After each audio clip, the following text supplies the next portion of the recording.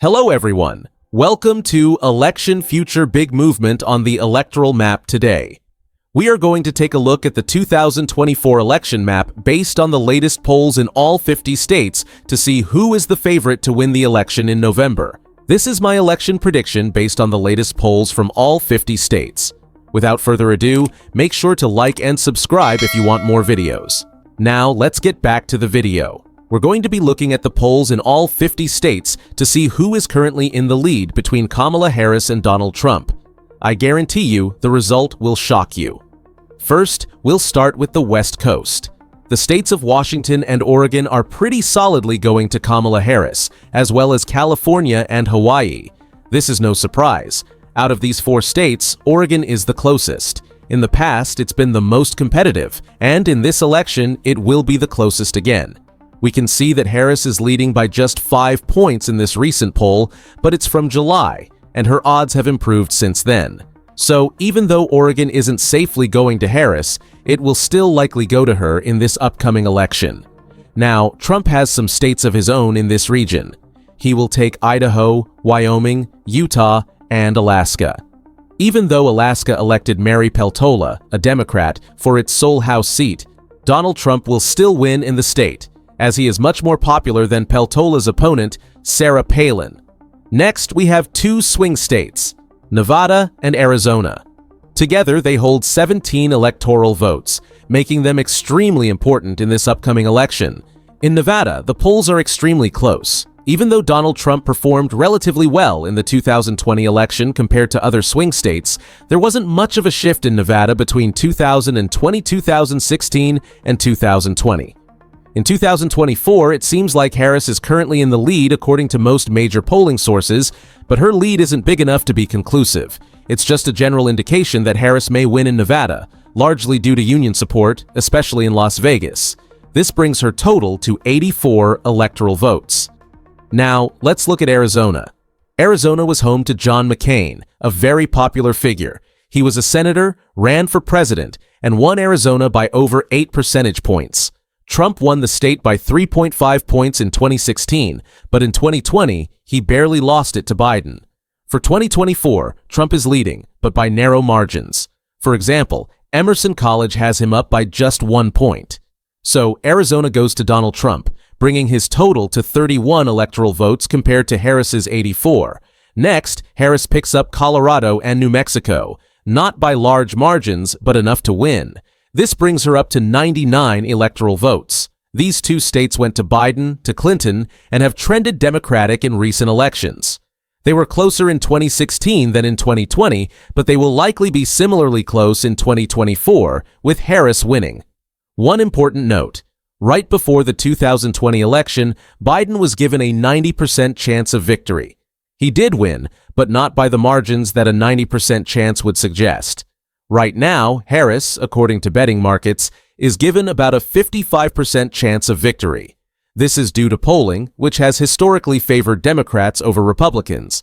The last time polling favored Republicans was in 2012, when Trump wasn't running. Ever since Trump has been a candidate, polling has leaned towards Democrats. We should keep that in mind.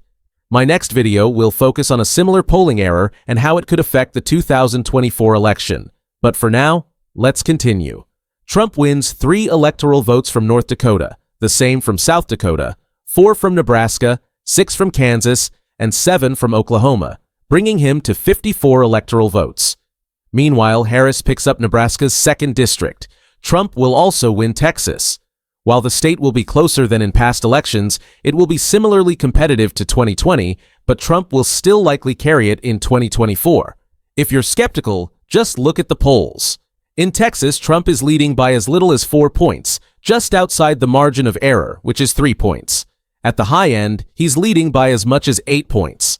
Unless something drastic happens, Trump will win Texas with its 40 electoral votes. This brings Trump to 94 electoral votes, while Harris has 100. Now, we move on to Governor Walz's home state of Minnesota. Once a competitive state, it's no longer as close. With Walz's influence, the state will swing towards Harris, bringing her total to 110 electoral votes. However, Trump has some states of his own in this region. He will win Iowa, Missouri, Arkansas, and Louisiana, bringing him to 124 electoral votes and taking the lead over Kamala Harris. With 3 regions left, the Midwest, the Northeast, which typically leans Democratic, and the Southeast, which tends to go Republican, the outcome will likely hinge on the Midwest. That's my theory, but we'll have to see how it plays out. Let's start with Wisconsin. Wisconsin is a key swing state and is projected to be one of the closest races, as it was in 2020 when it was decided by less than a percentage point. According to the most recent poll from September 15th to 18th, Donald Trump is now leading in Wisconsin, which contradicts most earlier polls that had Harris ahead. However, this poll is from Emerson College, a respected and accurate source, so we give Wisconsin to Trump, extending his lead by 24 electoral votes. On the other hand, Harris wins Illinois, bringing her to just 5 electoral votes behind Trump. Next, we move to Michigan. Like Wisconsin, Michigan is another battleground state. This time, there's an added factor: the conflict in Gaza. Many voters are upset with Harris's debate comments, while others, particularly those who support Israel, are pleased with her stance. Regardless, her polling has slipped slightly since the debate, down to just a 1-point lead, according to Emerson College. Still, Harris maintains a narrow lead in Michigan.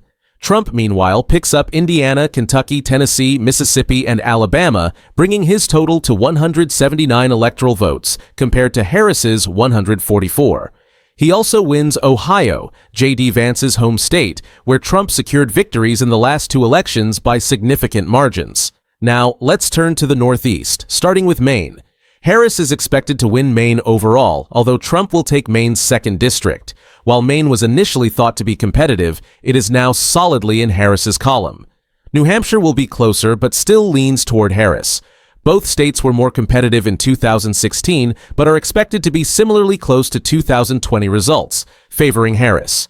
The remaining northeastern states, Vermont, Massachusetts, Connecticut, Rhode Island, New York, and New Jersey, will all go to Harris, bringing her total to 218 electoral votes compared to Trump's 197 after most of the Northeast is tallied. The one remaining state in the region is Pennsylvania, potentially the closest state in this election with its 19 electoral votes. Located in the Northeast, Pennsylvania is critical, and the polls show a dead heat. However, Harris narrowly takes the lead in this key state. Donald Trump, according to a few more polls, is trailing Harris in Pennsylvania. Harris very narrowly takes the lead in Pennsylvania, bringing her total to 237 electoral votes against Trump's 197.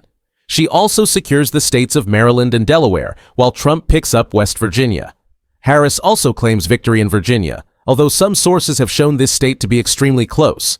Recent polls in Virginia are mixed. One showed a dead heat, another had Harris up by 2 points, and yet another showed her leading by 10 points.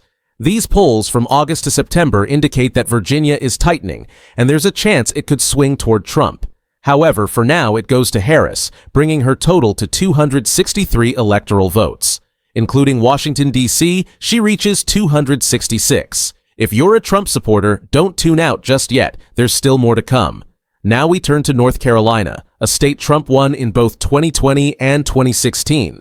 It will likely go to Trump again in 2024, with polls showing him leading by more than 4 points, beyond the margin of error.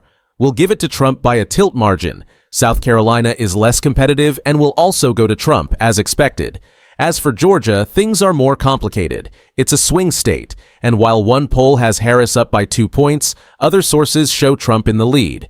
Given the conflicting data, we'll cancel them out and give Georgia to Trump by a tilt margin, bringing his total to 242 electoral votes compared to Harris's 266. Now, the state that will decide this election is the same one that decided the 2000 election, Florida. The polls in Florida tell a clear story, with Trump leading by as much as 7 points and as little as 2. Trump won Florida in both 2016 and 2020, with increasing margins, and it's safe to say he will likely win it again in 2024. With Florida's electoral votes, Trump wins the election with 272 electoral votes to Harris's 266. Interestingly, this means Pennsylvania, despite being crucial, ends up picking the losing candidate in this scenario. Nevertheless, the elections in November will apparently be very exciting. Don't forget to subscribe to my channel and like the video and turn on the notification bell. See you in the next video.